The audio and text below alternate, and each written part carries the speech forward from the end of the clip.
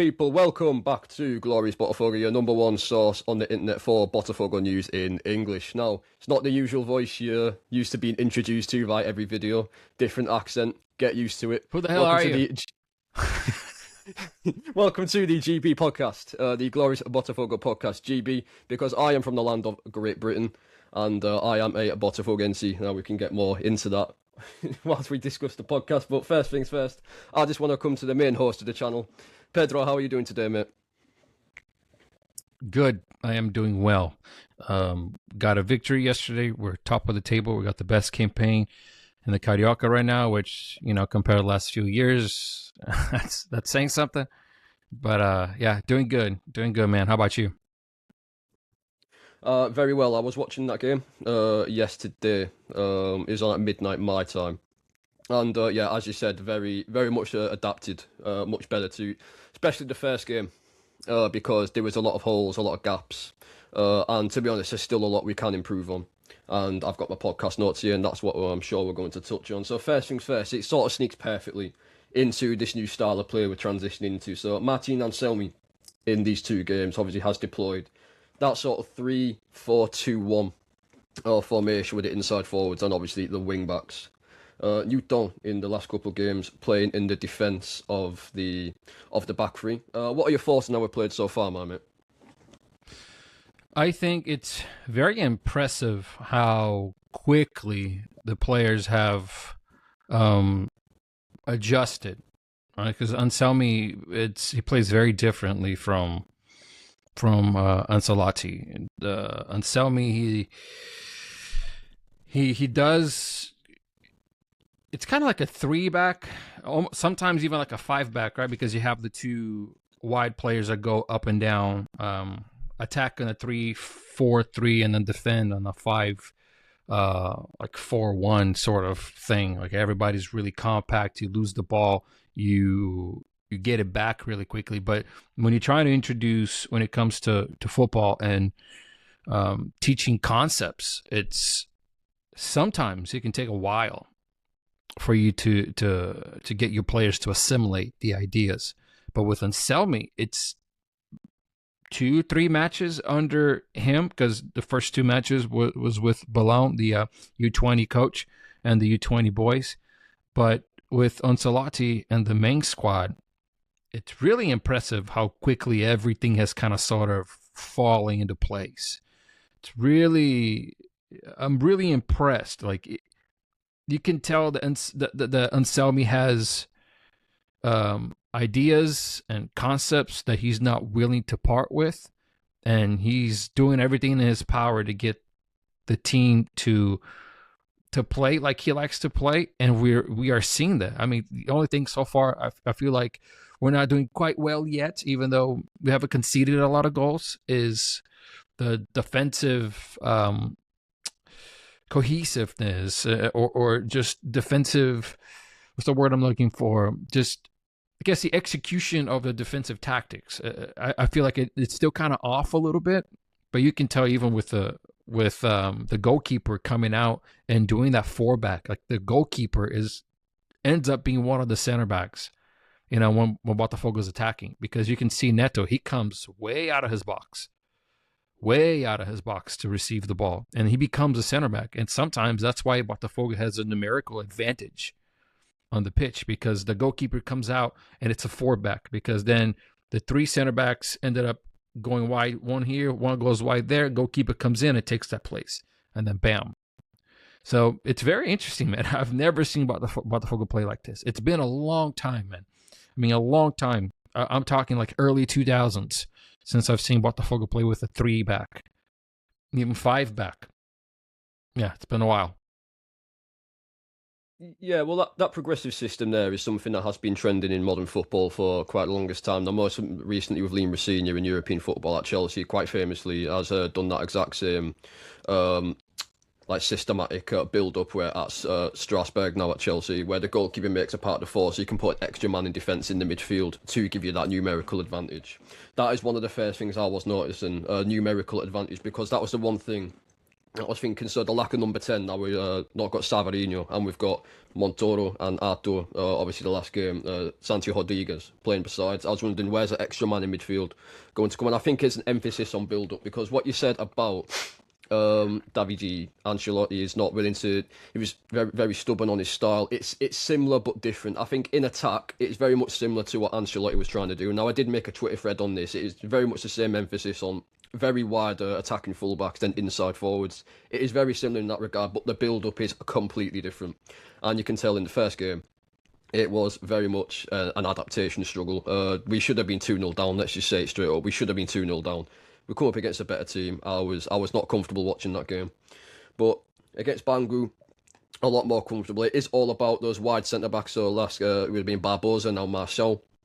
And then obviously Matteo Ponzi coming out those wide centre-back areas. And obviously Newton offering that support role in the midfield as well. So it sort of forms a bit of a 4-3-3, if that makes sense, in attack. But it does differ in the build-up from Davide Ancelotti. So it's the perfect time. And do you know what I will say, Pedro? This is the one thing that has frustrated me for the longest time. And I think you touched on this before in one of your videos perfectly with Renato Paiva, for example, is John Textor, who we will get into, how often he's not quite set up for the season. Like, he doesn't, like last year we went into the Carioca without a coach, and then we had 1 month of preparation with 0 games. It's good to go into the Carioca now where we can afford to make these adaptation mistakes, so it'll set us up in good stead for the rest of the season. That is one thing that is very that I find very reassuring. Do you have any thoughts on that? Yeah, I mean, especially this season, because the whole calendar is compressed. Because in the middle of the year, there's this big old gap, right? I don't what's happening in the middle of the year this year. But anyways, there's a big old gap there because something of the World Cup. Copa do Mundo, never heard of it. Something like that. But so the Brasileirão starts next Thursday already. It's here. There is no. The season starts in April or March, like John said last year when we had Renato Paiva.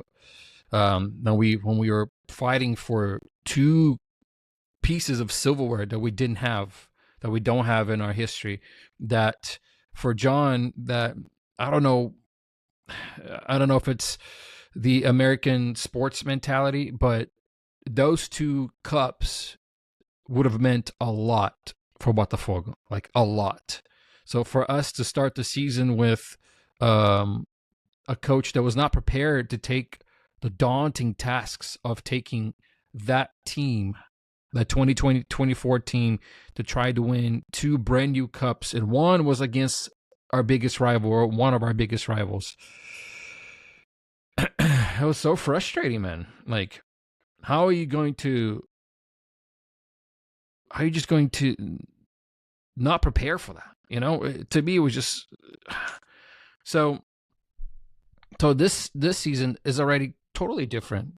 I think every season with John Textor, the start of it, the beginning of it, has been completely different 1 year after another. There's never been 1 era of stability, of 1 era of familiarity in the John Textor era. There hasn't been a single what year. word you just used there, Pedro, the word stability. That is the last word you associate with this football club. Yeah. And so it's good to have some sort of guidance early on, inside the pitch, because off the pitch, my Lord. But inside the pitch, it's good to have some guidance. If there's one thing that's going good this year, it's like the reverse, right? Off the pitch last year, things were going great. And on the pitch, not so good in the beginning, and now things have done a 180. It's completely reverse. Offside, off pitch, things are horrible. And so far, it hasn't made its way to inside the pitch. It almost did. I don't know if you heard the news that Danilo was this close to canceling his contract. I did, because of his image rights, yeah. Image rights. So it's, whatever it is that it's happening behind the scenes, it needs to get done. And we'll talk about Texter later on. But there was a big interview yesterday, and he said some things. He got asked some hard questions. But when we get to that, we'll talk a little bit more about it, because I have some behind the scenes info that they're not very good, but we'll get to that later. All right, interesting. So, do you know, I do want to give a quick shout out to Rodrigo Ballo as well, the way he guided the team in that. I thought they were really unlucky in that Copinha game against Sao Paulo. Yeah, yeah, And some Arthur Izaki in particular with that goal. Someone I really liked, I think it's gone under the radar a little bit, is Kjell Valle in the Copinha. And what his class he's shown in the karaoke game, that touch. He's sort of got that composure about him you'd like to see in a senior player. So there's a couple players there you wouldn't mind, honestly, seeing in the first team, given the crack of the whip. And obviously, it is the absolute stamp of Brazilian football, grassroots football, developing young talent. It's what Botafogo's been famed for down the years. So we can move on, should I say, to the this sort of goes into the corporate stuff, which is going to get more into detail later. But the transfer embargo, obviously, we've just got onto the issue of image rights and the delayed payments of players. But it's actually the delayed payments in particular to Atlanta United in particular, Thiago Almada, which has been stalled payments for nearly over 2 years now, 1.5 years if not. And now we've been under this FIFA restriction transfer ban, which the club are hoping to have sorted. And I was fearing the worst as of a couple of days ago, but as of last night, I believe Textor came out with a statement following the protests that it will be an injection of money into the club following Eagle football. So how quickly do you think this transfer ban will be lifted? Do you think this should make a significant improvement to not just our incomings but our outgoings, which again we will touch on? And is it looking like this light at the end of the tunnel here, Pedro, in order to actually come through this transition of actually trying to set us up to succeed? Because you can talk a good game, John Textor, about wanting to compete every year. You can't be selling our best players in Savarino and not bringing anyone in. It's a complex subject. Man, I don't know if the light at the end of the tunnel is because we're getting to the end of the tunnel or is because we're coming across somebody holding the candlelight that's also lost in that tunnel. I don't know. Because it seems like that is what's happening. It seems like somebody's meeting John Textor in the middle of the tunnel with a candlelight to like, here, let me help you out of this. Because he himself, I don't know if he's finding the way out by himself. There's a lot of issues happening, man. A lot with Aries, which is the lander, inside Eagle football, which there was internal fights happening. He claims that 2 days ago there's been an introduction of new investors into the club. New investors that have a pathway to becoming owners with John Textor. That's what he said. Now, that information has been kind of circling around behind the scenes.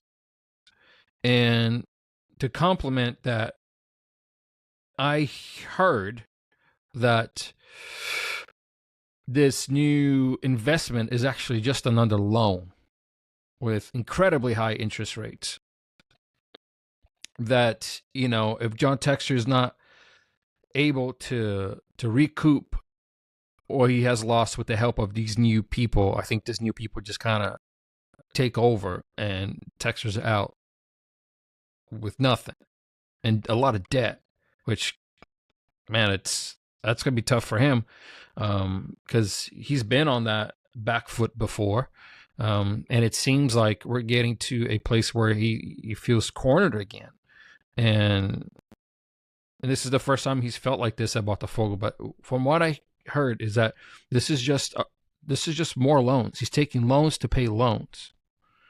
And with every loan that he gets, because his name is not as good anymore in the market with all this stuff that's happening, the interest rates keep getting higher and higher and higher.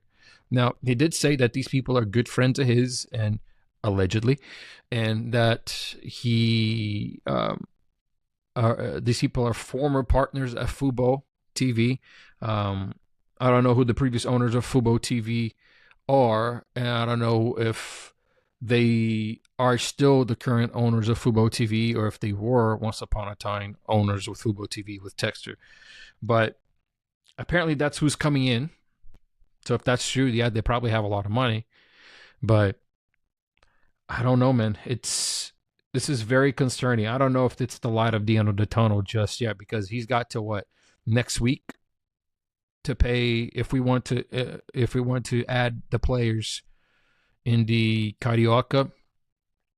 I believe the deadline is coming up either like Thursday or Friday of next week. I don't know when the Cruzeiro at deadline for the home. Brasileirão is. Yeah, I don't know when the deadline for the Brasileirão is, but for the Carioca, the deadline is fastly approaching. I mean, it's fast approaching. So there was news this morning that the club and Atlanta United had come to an agreement. They got together to sort of create installment, payment plans that Botafogo is going to pay 10 million in the first installment, and then 10 million, and then 10 million US dollars to pay for Thiago Almada completely. But I think upon the agreement of payment and upon showing guarantees that the next two payments will be completed, I think then the transfer ban might be lifted. But FIFA's also wanting guarantees for other things that are happening behind. So it's not just Thiago Almada. There's other things as well. There's other people going to FIFA and saying they haven't paid us yet. So it's not just him. So FIFA wants guarantees for all of those payments, not just Thiago Almada. As they should, yeah, because we criticise FIFA a lot for not being strong enough on these situations, but as they should, because in order for any football club to be sustainable and make it a worthwhile profession for fans who pay good hard working money, there needs to be sustainable cash flow through the club. So I don't see how John Textor can have any complaints about that. And it just seems he's biting off his nose despite his face, trying to get one up on all these clubs and trying to compete every year, when sometimes realistically, as you just said there, that in terms of paying off loans, he's looking at to take out extra loans with higher interest rates. And it just doesn't seem... It just seems to be like a never ending loop until he just eventually wants to get more trophies in, or just have a better brand at Botafogo. We really don't know where the club's going in this regard. But the sooner it gets lifted, we're only gonna know how truthful that is when it actually happens. Right now is just promises, right? It's just talks. Well, exactly, yeah, because these millionaires, these multi-millionaire mogul billionaires, you don't need to be a genius. They say whatever they feel at the time. That doesn't mean they're telling the truth. That doesn't mean that they've got John Textor's back. He knows the world of business, and I just don't see how, for someone who's so successful financially, it's shocking how at times he comes across as so naive, and I don't think he is naive. I genuinely think, is he just bullshitting the fans? Is he telling the truth? It's just one where you have to just sit on our arse and just wait all the time, and it's really, really, really frustrating. I think John Textor made a grave mistake in trying to expand Eagle football into France. I think that was, and I'm a good, like, I'm open to different things. Like I've always been very open in life in general. If you have like a new idea that it looks promising, that it might work, and you want to try it, and if it works, great. And if it doesn't work, then, it didn't work. But in this case, when you're dealing with football institutions, you have to be very careful who you get in bed with. And unfortunately, although Olympique Lyonnais is a very traditional club, big club in France, big club in European football, they have a lot of history and a really passionate fan base.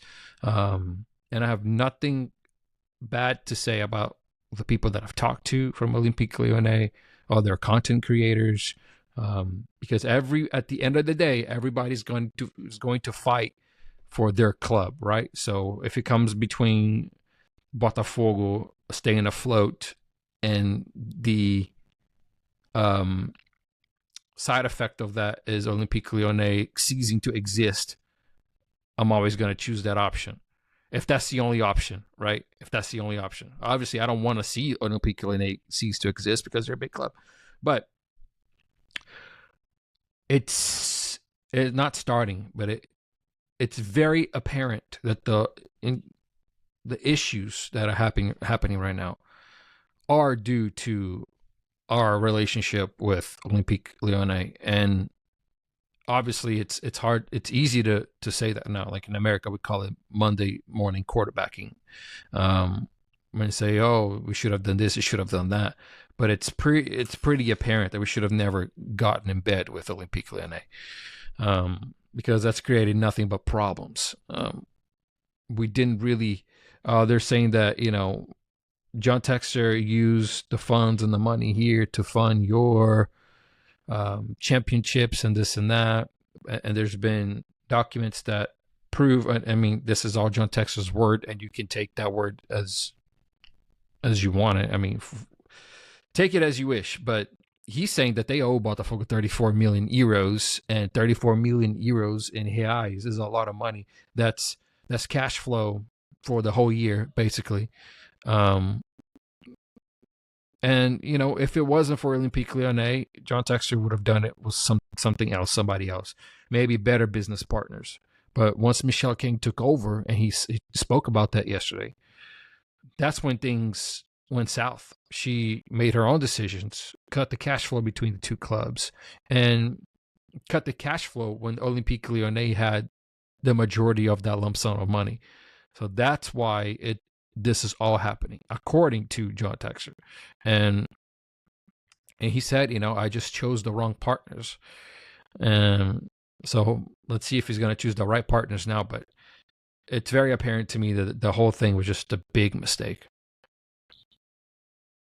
Yeah, well, that's easy him saying now. I thought you think he would have anticipated that, being in the business with Crystal Palace for so long and knowing how the world of sports investing is. Do you know what? This is actually something that I was worried about like years before. I remember I was in the Starbucks right after we beat Fluminense, and I saw the news that obviously it was rumoured months prior, but officially John Texter had acquired the shares, the overwhelming shares of Lyon. And beforehand, we've heard stories for years in European football, that club buried in debt, crazy fans, fights in the stadiums. I was like, John, are you sure you want to do this with a club in Botafogo that you're already, let's be honest, assisted out of turmoil, that we still, till this day, have a lot of debt to settle, which is now bearing down on us. This Lyon situation just makes things 10 times worse, so it's easy to say it in hindsight. But we had worries if I had concerns of that nature, I'm very sure I wasn't the only one. But moving swiftly on from the transfer ban scenario and the club affiliations and whatnot. To me, it seems like John Texter is one of those real estate agents that go to homes that need improvement, and then he buys those homes and try to remodel them to look pretty, and it just didn't work. Olympique, I mean, it's working now because they're doing better, but it at the expense of his other home, which is Botafogo. And Molenbeek, let's not forget about Molenbeek, because they're also going through a tough time.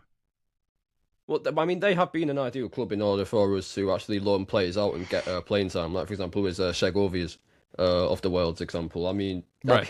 John Texter, he's the type of guy, he just convinces you the type of guy who runs a bar, he runs a fucking pub. And, like you said, he's just, he seems like a character of Ted Lasso or something. You couldn't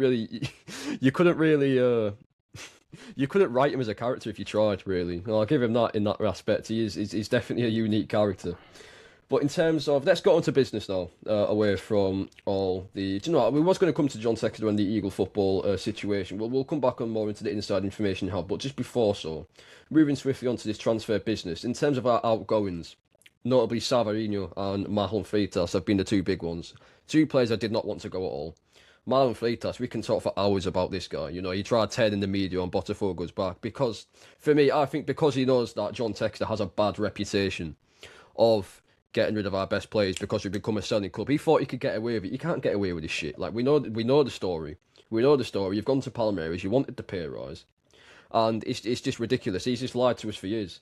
Like, I've got no time for Marlon Freitas. This is someone, by the way, who was one of my favourite, if not my favourite player in the squad.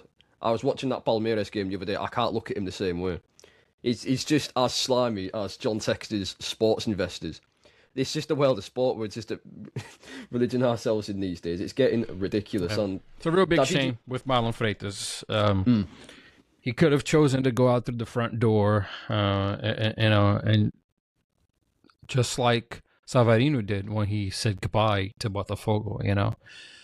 heartfelt. And That Marlon was a Freitas hard was one. He just rejected Fluminense numerous times before they actually made the deal official, and right, I don't right. blame him. I don't blame him because ultimately, if the club doesn't want to keep you through the door, he tried trading. He was trading individually in isolation, and we still somehow managed to always push him out the door. Now I think we're trying to discuss a new contract for Barbosa, but the story was like a week back. We was looking to trade in Barbosa to Fluminense, and I'm like, are you serious? Fluminense. These are the players we need to be That keeping would at have all costs. If been you want stability at this football club, if he would have traded Barbosa, riots would have. I mean, even bigger riots would have started from our fan base back in Rio. It's like Barbosa is one of those that he literally has every ingredient to become a legend in this club. Like literally every ingredient of becoming like a big name in the history of the club. He has it. So this is a guy that, Marlon Freitas was a good leader inside the pitch. He had really good, what he was good at on the pitch, he was really good at, right? Finding the space, finding the passes, connecting passes. But his strong suit was never being the, like Gregory, for example, right? Just a pit bull. Like Marlon Freitas is not your pit bull. Marlon Freitas is going to be that player that's going to do the simple really well, which in football, if you do the simple really well, that's already more than half of the work. So, but he wasn't very intense either. I always felt like Marlon Freitas lacked intensity. But what he lacked in, he excelled in other things, and that's why you have a team. You have other players to cover the weaknesses of the players that you currently have, and that's why Freitas and Gregory worked really well together. yeah, Marlon, his snide attitude aside, he's honestly one of the best passers of the ball, and I'll still maintain that his Oh yeah, passing range, the amount in wide areas particularly, the amount of goals we got from that area of the pitch. So we will have to transition our style of play. What I did say to myself before is the one silver lining to this whole Marlon Freitas situation is it now gives the green light for Danilo to play in his role, because it's very obvious. We tried that Danilo and Marlon Freitas midfield two, it just cannot work. There's no, like you said, there's no sort of player like a Gregory who can hold down the centre of the pitch and can offer that. Offer that insurance for our attacking players and the player next to him in order to, whether he wants to play long passes or get into the box. Now, Danilo's a different sort of player. He's a good passer with the ball, but he excels at driving into space with the ball at his feet, dribbling at players and box crashing and getting goals. Marlon was never really got on the score sheet a lot, so he will offer a different dynamic, but it frees up more space for him, for him to do that, because recently we've been playing Alan in the Carioca next to him. I assume we're going to get a different player with that sort of mould to play there as well, someone a bit younger, but it does free up Danilo a little bit. So, well, we're waiting. There's a guy waiting for the transfer ban to be cleared, which is Medina. That's the name. Yeah.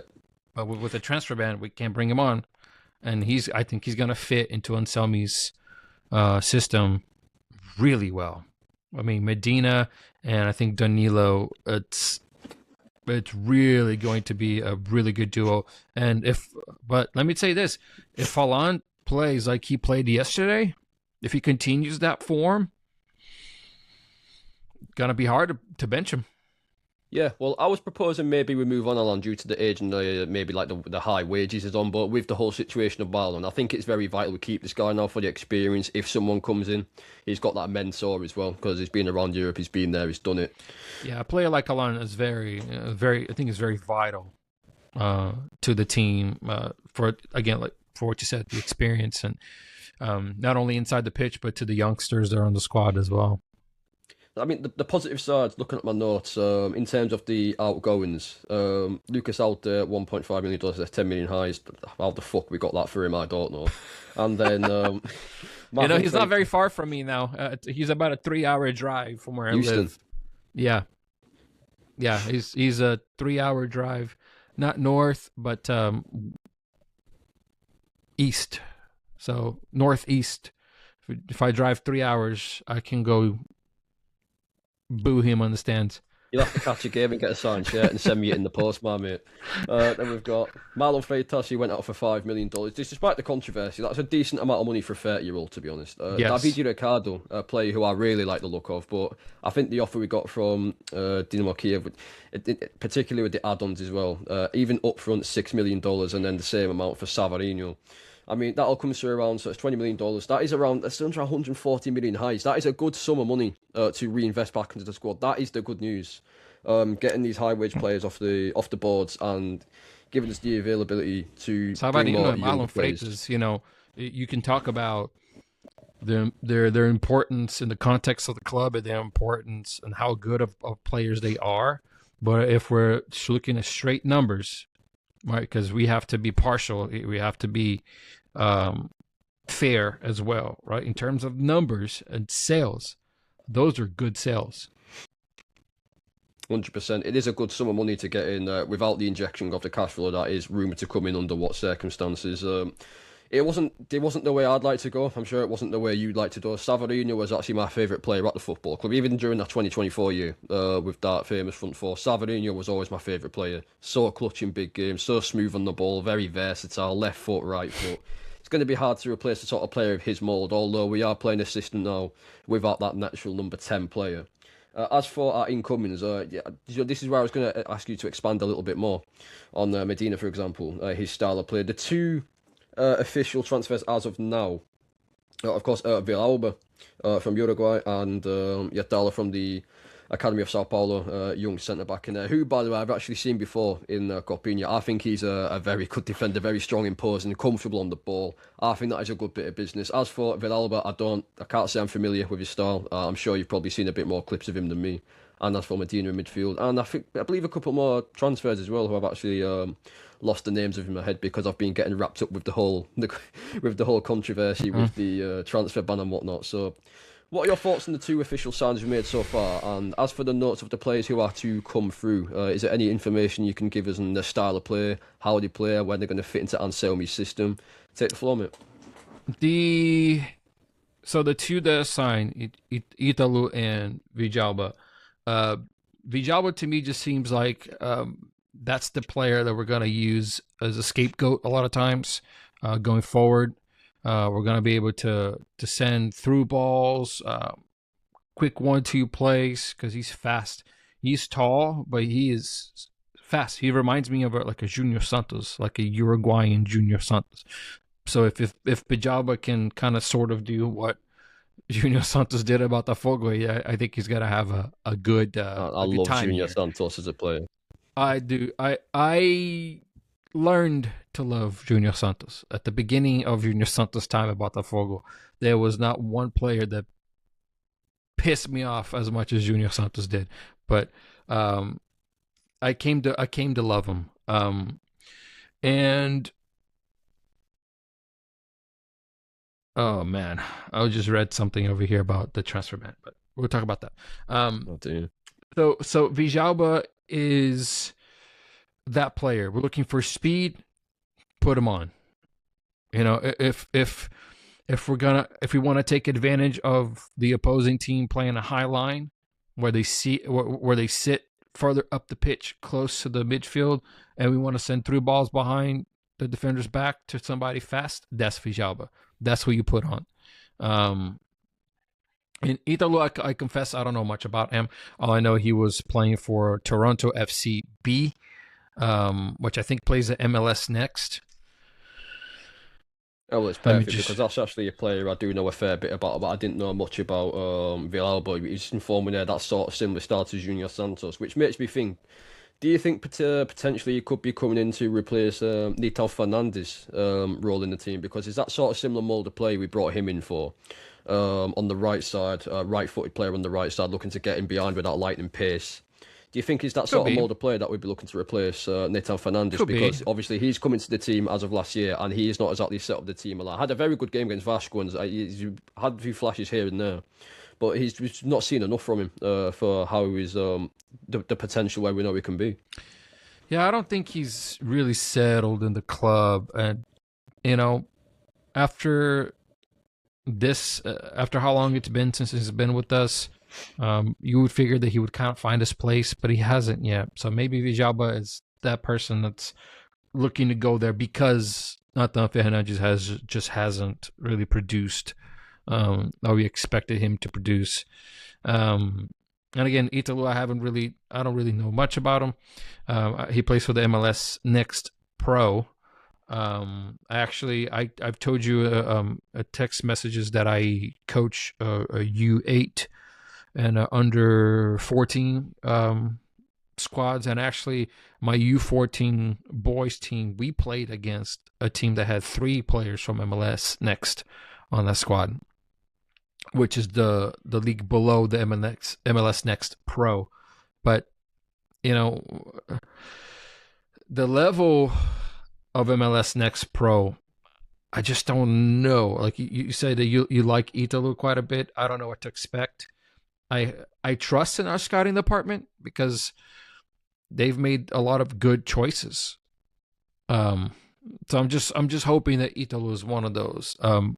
For Medina, I think I'd said before, I think he just kind of fits like a glove, but that contract needs to be signed. He needs to be at Botafogo and practicing. Otherwise, we're going to lose a very cheap. Actually, I don't know how much his transfer is going to cost, but not that much. But anyways, so yeah, I like out of those 3, I like Medina a lot. Yeah, I'll take your word on that because we do need that sort of combative midfield player to hold down the central of the park. As for just to elaborate on Yadala, I've not seen him in recent years. It was more, I think it was more around 2022, 2023 time during Copinha days in Sao Paulo. I've not seen how he's performed at Toronto. I don't have a clue, but I just remember him seeing when he was like I think 17 years old. Around that time, I just I do remember him back then being quite a standout player, and I do remember seeing a fair few tweets about him from a lot of scouting accounts on Twitter, and he did look the part. So that's just one that I am a bit hopeful for now. Obviously, we talked in private that we was maybe planning just to do this podcast about half an hour. We've now been running time 37 minutes. We have had a lot to talk about here. There's lots to talk about. Yeah. Yeah, it's been very eventful. There's lots to talk about. Yeah. But obviously, you just said that you read something regarding the transfer ban, and that was going to come into one of my last notes I've got here. Yeah, there's something. Into any other topics we need to discuss. It seems here it came out of Globo that Botafogo owes more to Atlanta United than the 21 million of the transfer ban, and now that was at a quick glance. I think. I think it's always been about $30 million because there's fees added one to that. Now we're talking about 21 million, but in reality is more like 30 million. Yeah. So at first I thought it was something new, but it's not new. Okay. Well, that's a bit relieving because I don't know about you, but when it comes to all this corporate transfer business, I used to have my nose deeply into all the situations. I need to know the ins and outs of the club. Obviously, the struggles have been through debts and everything. We don't need to go there. But at this point, especially this start of 2026, I'm becoming so fatigued of opening my notifications, opening up Planet Global and just seeing and when I see Botafogo, I'm just like, oh, what is this club doing now? Like, all I ask for is one stress-free day at this club. That's all I ask for, John Texter. Just one stress-free day. Is it too much to ask for? It's Sunday, my mate. It's Sunday.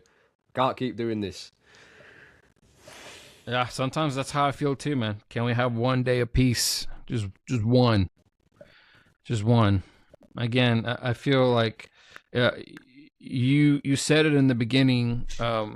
You can't build a culture of winning if all you're doing is just selling. You need to be able to keep some of these players. And at the live stream that Texter did yesterday, he said, Marlon Freitas and Savarino didn't match the system of the coach. Okay. But, I don't know, man. But you don't know what to trust, right? Is that actually the truth? I don't because believe that. I can believe that with Savarino, but I don't believe that at all with Marlon Freitas. Obviously, we know the story for him. We don't need to dwell on that again. That if I'm going to be totally honest, that's just him coming out with complete bullshit. Like last year, he tried to con the fans into saying the season doesn't start until March, and you not pushing the button on trying to get in a new coach being before March is exactly why we had a shambles of a year. Like, let's not sugarcoat it. So I don't believe anything anyone of that corporate stature says, let alone John Textor, owner of the club, who has a track record of this. So you need to put your money where your mouth is, mate, because the fans are getting tired of it. And you've seen the murals on the walls. The CEO, like, he needs to he needs to show. He hasn't show. Like, show your face. Let's talk about some of these things, because another little tidbit of information behind the scenes by other people. Tairo is seen as, if not as big as of a culpable person in the club as John Textor. Some even say that he's more culpable for the things that are happening now than John Textor. So, take it or leave it with that information. Yeah, he was very loud, especially when it came to transfer business regarding how he got Barbosa and Bastos, the two Brasileiro defenders of the year, signings in for practically nothing in terms of transfer fees.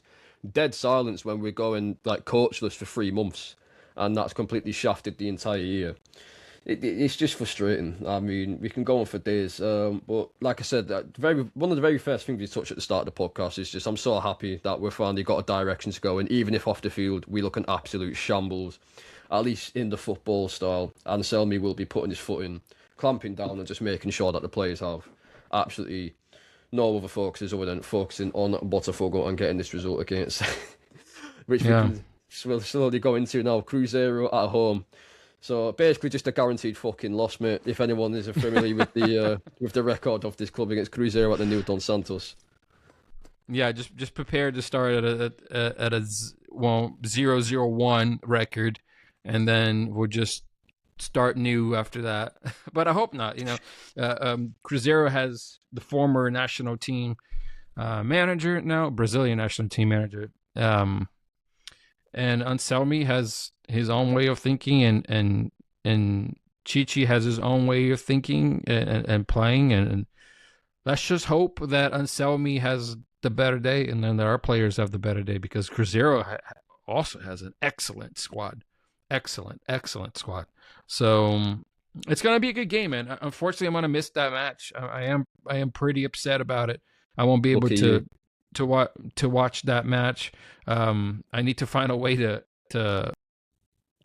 see if I can watch it back in full, but if not, at least the highlights, which I'm sure I'll be able to find it. But and I'm going to have to rely on you, and then the other Botafogo channels to talk about the game and see how we did. But yeah, the recent recent encounters with Cruzeiro have not been have not ended well for Botafogo, but hopefully that can change. 2011, if I'm not mistaken, last time we beat them at home. Yep, long time. It's embarrassing. So I mean, yeah, that was obviously where the dynamic will work, because like I said, I am so out of my brain, just fried out trying to read this corporate news every day with the debt and just the lending, the cash flow. It's just I just want to watch some football, mate. And that's the one thing I do like to dissect a lot, just how we played, the system, different styles of players, and I'm sure I will be able to give a full debrief on that aspect following the Cruzeiro game. Do you know what? A player I actually forgot to touch on. I've just been talking about Savarino in terms of these the cash and the swap deal. We forgot to actually discuss the player who's coming out, Wallace Davy from Fluminense. What are your thoughts on him as a player?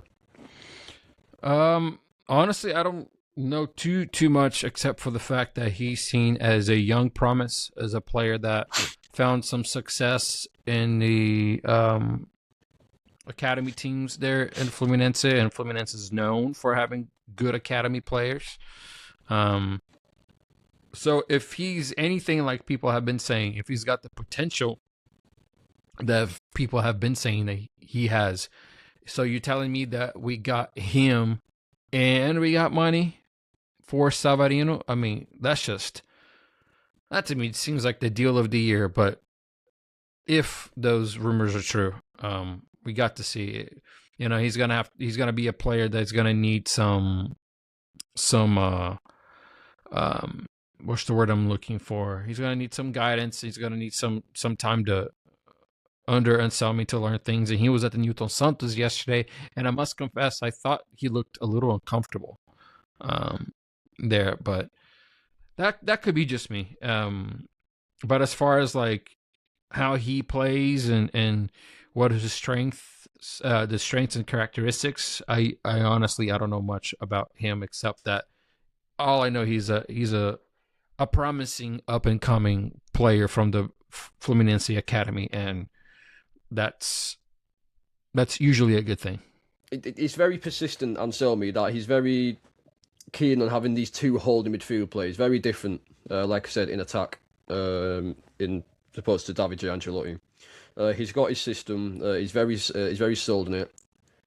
I think one of the reasons that the conversation was very, very positive between John Textor and himself when we was first linked to Rafael Guanais for the job is his tactical flexibility. So he come in, I immediately thought he's going to play some style of 4-3-3, 4-2-3-1 with how our teams is set up, doing that. Players that are natural on the ball, like to sit in the middle of the pitch, like Montoro, Rodriguez. But very surprisingly, he started off the Carioca campaign with this 4-3-2-1 system. And as you said, it is a system that we've not played in a while, that Botafogo. Like, it's virtually ancient. So it is a different style. Do you think maybe it's the best thing for us at this point, having that different sort of style in transition to tackle this league and to start competing again properly? Because John Textor says he wants to compete. Let's be honest, we did not compete last year. The only competition we put a serious competition in for was the Copa do Brasil, and we got knocked out to Vasco. Yep. Like, it's just well done enough. Yeah, man, I think it could just be the change we're looking for. And in the Brasileirão, when you play more or less of the same, they usually get you more or less of the same, which is mid-table. So you really have to come in and do something special, do something different. And honestly, that ends up one or two ways, at the very top or at the very bottom. So I hope it's, towards the top for us. John Textor says we need to fight for top 3 every year. And yesterday he said that's still the plan, is to continue to fight for top 3 every year. Anselmi shows a lot of promise so far. He's got some tactical variations, like you said. He could do that 4-back with the defenders, or he can push the left back and right back as wing backs and push the goalkeeper as one of those center backs. And then all of a sudden we're playing at a 4-4-3, right, which is crazy. It gives us advantage, or like a 4-5-1, which is, again, that's using the 4-6-1, using the goalkeeper, which is crazy. But it's different. I'm here for it. I'm willing to entertain the idea. I have a friend he is a Cruz Azul supporter, and Anselmi was at Cruz Azul before he went to Porto, and they absolutely love Anselmi there. They love his style. It worked out really well. That's what I will say. I was not a fan of his Porto team in the Club World Cup, but luckily I do remember him. Not much at the Ecuadorian side, but I do remember him at Cruz Azul, how he came in, by the way, to a team that was in absolute disarray. You might remember when Messi scored his debut free kick for Inter Miami. They were sat dead bottom of Liga MX. He come into that, reset the culture, and he set the ground. He made the groundwork for them being victorious in the North American Champions League as of last year.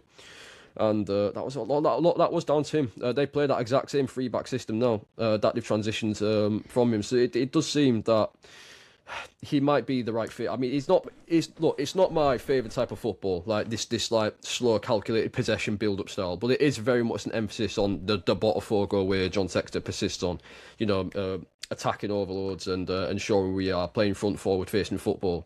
So it is still deploying that style of football, but just in a different transition. The people who, I'm sure analysts who understand football know what I'm talking about. You've got your transition phase and you've got the attacking phase. The attacking phase is still very much going to be, look, we want to give the fans goals. That's not going to change. But he's looking like he's trying to coach some more patience into the players in order to open up them spaces behind the defence, and that is something really different compared to in it works under Alto Giorgio, the 4 attacking players who would just run at the man, take risks, but then that would leave us on the counter attack. Ironically, I can remember that Cruzeiro game we lost 3-0. The one similarity I find between Arthur Jorge and Anselmi is the intensity of the teams.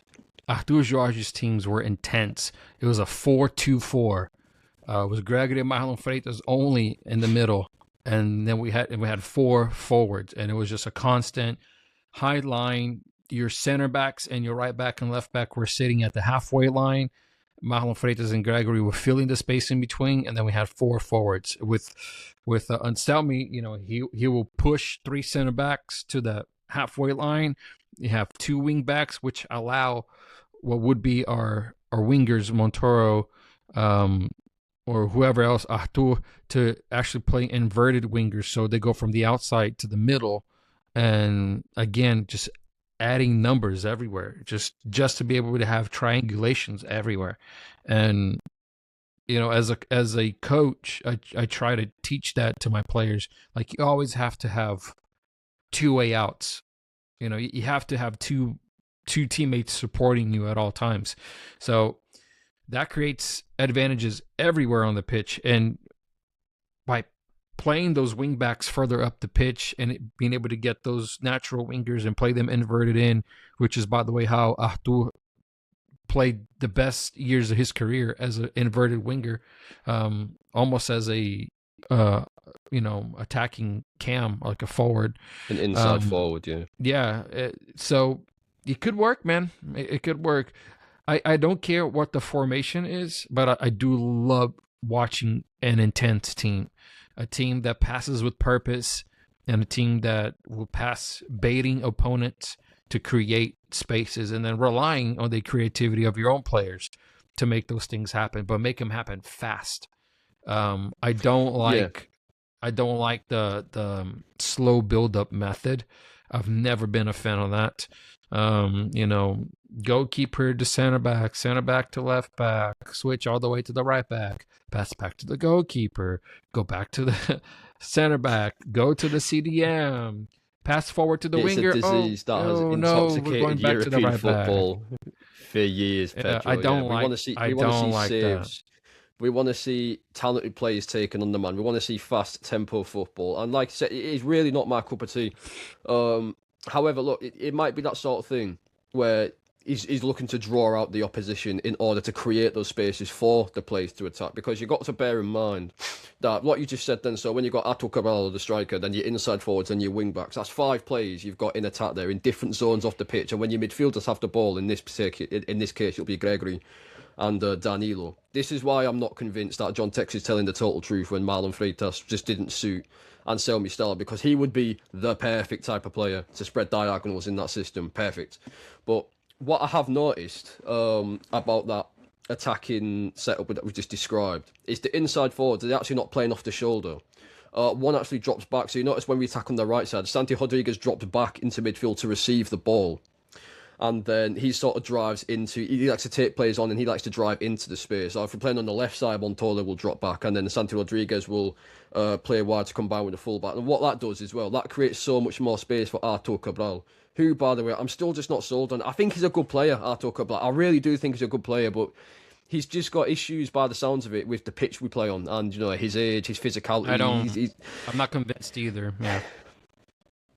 Yeah, and I do think he's a good player. Like on the ball, he's hard at play, and his eye for goal. I really do rate him, but sometimes some players just don't work in certain clubs in certain systems, and I think this is a perfect example of that. I just don't think he's a Botafogo type player. I just don't think he is. Unfortunately, as for Arthur as well, that's Igor a player Jesus would fit in like a glove into this Anselmi. Igor Jesus in this Anselmi team, that his work ethic, he can go left foot, right foot. He's a target man, winning headers. Yeah. Like, it's that's not even sad. We need a centre forward off that sort of mould, though. Like, you're 100% right, because that was going to go into my next point about Artur. He's a player who he just blows hot and cold, doesn't take enough risks for me.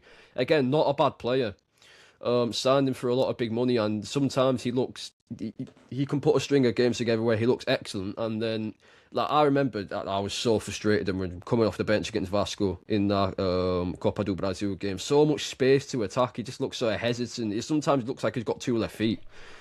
Yeah. And I think I gave him the benefit of the doubt at first because, with all due respect, Renato Paiva, who was very reluctant to attack. He was very like hugging the touchline and just trying to draw fouls. Against Bangui, he had that shot on his right foot where he could have just shifted, opened up his body onto his left foot. It's probably a goal. And his composure, it baffles me at times. And again, I don't think he's a bad player, but is he good enough for Botafogo? With the new manager coming in, I don't know. He's like the target man that needs to be like inside the box at all times, and the first loose ball, he can put that in, no problem, right? But if you're relying on him to create something or to pull something out of a hat, it's just not. It's just not going to happen. No, and that's the sort of player I think we need, because that's what you had in Luis Enrique, who likes to come inside, and that sometimes it took 3 defenders just to get him off the fucking ball. Like we don't really have any players of that danger anymore. That is what I think we need. So to be honest, mate, remember it was around just after the Club World Cup. We had an offer from a Saudi club. I can't remember the team. It was around, I think it was $8-9 million. I think 50 million highs, and I was thinking, honestly, mate, we should just. It's not worked. I would have just accepted it, to be brutally honest with you. But it was quite unfavourable with the fan base. We're still trying to make this guy work for the amount of money we paid on him. It could be his breakout season. I'm still willing to give him another chance with this new style. Yeah, he came at the middle of the season. In the middle of the European season, he didn't really have time to rest. So let's see what he can do with the full season. Let's see what he can do. But, you know, if it's not working by the winter transfer window or the summer transfer window, perhaps, I think it's time to look at somebody else. At least somebody else to give them like, hey, there's another guy here that's going to take my spot. And if that doesn't do it either, then we got to find him somewhere else for him to go. Exactly. That's why I'm putting the patience on the table there for him, because it's not just him. Like all the players in the squad who have to come fresh into this 2025 season. Look, Savarino's my favourite player at the club. He didn't have a good season. Like, let's just be honest, and it doesn't help when you're going under a complete mess of a structure, managerial changes in philosophy. That must be nightmare for a player who's coming into his debut season. So, look, I am willing to give that patience, because ultimately, if we want to have stability, we need to accept that patience as fans. But I think the reason we target him is because he came in with such big expectations, by no fault of his own, to be fair, because we love Luis Enrique. Like, he's absolutely idolised by the fan base, and he's essentially come in to replace that mould of player, and it's just not quite happened. Coming on some more positive terms, a player who I really do like, and in that front three, and you know who I'm going to touch on to, the goal he scored, Montoro. He is a cracky. He is unbelievable. Footwork, physicality, versatility. Any system you put him in, he just seems like he's football IQ. I just look at him and I think, oh, okay, John Tex, here comes another player we're going to sell to a European club for like $2, $2 and a bag of Haribos. But like, Montoro's special for sure.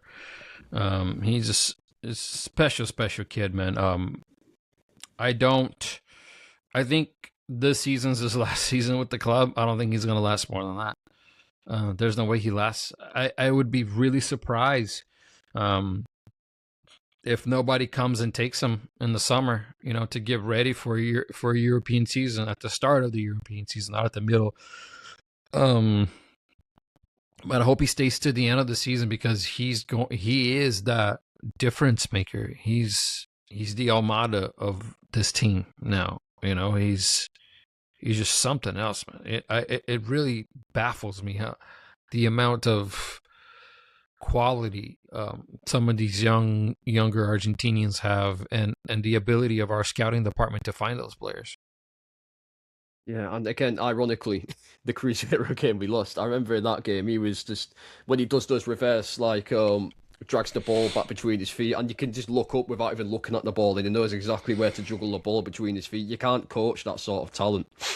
It's quite unbelievable, and I also thought the exact same thing. It's just that Thiago Almada sort of modern player. And honestly, when you think of a Martin Anselmi type player, he is a textbook definition of a Martin Anselmi player. It's unbelievable. Yep. I mean, do you know, I was going to ask actually for yourself. This was actually something I discussed between me and my girlfriend. Actually, it was who would you pick for captain for the team? Because obviously that's a big talking point now. Marlon Freitas is gone.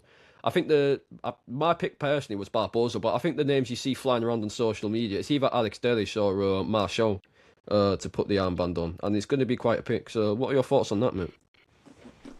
I think either one of those guys works for me. Barbosa would be fine. Alex Telles would be fine. I think if you're looking at overall career, and I think if we're looking at overall just experience, I think I would go with Alex Telles. I think he fits that captain profile. You know, he's played at the highest level. He's kind of done it all. He's got a history inside the club already. He scored a goal in the Libertadores final. So yeah, I think Alex Telles is probably my number one pick. If Marçal is starting, I think Marçal is my second pick. And I think Barbosa is my third pick. But honestly, it doesn't matter. Barbosa could be the captain. I'd be perfectly fine with it. Any of those three names are acceptable, yeah. But what you just said there about minutes on the pitch is vital to me. That's why I'd prioritise Barbosa over Alex Telles, because it's quite often you see him subbed off in the 60th and 70th minute mark because his engine, he does tend to tank his engine around that time because he's not got those fitness levels anymore. And he's not the most physically imposing sort of player, similar to a Barbosa. But honestly, it does look like one of those three players would be looking to fit the sort of mold that a captaincy. I'd be happy with all three. Barbosa would be my pick for sure. But again, that's one, by the sounds of it, Anselmi's going to have a big pick on, or whether it's going to be player voted like sometimes it is. We don't know. But yeah, you know I just don't think I just don't think there's anybody else with that kind of profile on the starting 11 right now. So I mean, I'm thinking about the players up front. There's not really anybody there. You know, our midfielder. There's not really anybody there. You don't want to put that responsibility on some of those players that are there. So to me, the natural process, the natural path to follow would be Barbosa, Telles, or Marçal for sure. Yeah, how much control do you think Anselmi does have over these sort of decisions on the the personnel? Because obviously we talk about the captaincy. If you do remember correctly as well, Vitinho, we was looking again stupidly, in my opinion, for a potential swap deal for him, and then Anselmi actually urged the board to keep him at the club, and we've not heard anything beyond that now. And he's looking to be a solidified starter in that team, which I'm very happy with. I love Vitinho as a player. It makes me think. Do you think how much control do you think he'll have in terms of players that obviously, like Savarino and Marlon Freitas, you know, if a player's on high wage or wants to go, no one from top to bottom can control that. But in terms of outgoings and incomings, how much say do you think he has with John Textor trying to implement his style of players into the team? I hope enough to convince John Textor not to sell some of these players. I mean, he said no to Vitinho, so Vitinho stayed. So it seemed like he had some sort of thing there. And I don't know if he was being honest or not about Savarino, you know, wanted to keep Savarino. He's our number 10. I mean, if the player's on the squad, of course, you can't just, you know, say it out loud. You know, Savarino's not going to fit here on my team. And then something happens and he doesn't go to Fluminense, and now you're stuck with this player. Then those that you don't really see him as useful. So he could have just been, you know, talking to please the player. But if Savarino actually went ahead and went to Fluminense, I would like to think that the idea went through Anselmi, and he said, okay, yeah, go ahead and sell him. You can sell him because he's not going to be as useful. That's just my wishful thinking. You know, at the end of the day, I would have wished for Savarino to stay. But if Anselmi doesn't think he's going to be useful, and Savarino earns 1.2 million reais a month, and that could be something that could, you know, you spend 1.2 million reais on Savarino, you can take 300K for Barbosa, 300K for Telles to renew their contracts and keep them on. You know, that could work, and you're still saving some money for new acquisitions. So I hope Anselmi has enough power and decision-making power at the club to be able to put his foot down and say, if this player goes, you know, it's going to be difficult for us, so he needs to stay. And it seems like so far he has some sort of staying power, because to me, the way that John Textor likes football, to me, if Anselmi works, if his first season at the club works, we could be looking at a coach that could potentially have a lot of longevity here, which is something that Texter's been wanting for a long, long time. So if that's the case, if Texter respects Anselmi's decision making as well, because he could just behind the scenes not agree with anything, and then Anselmi's like, you know what, once my contract is done, I'm out of here. That could happen too, but I would like to think that Anselmi has enough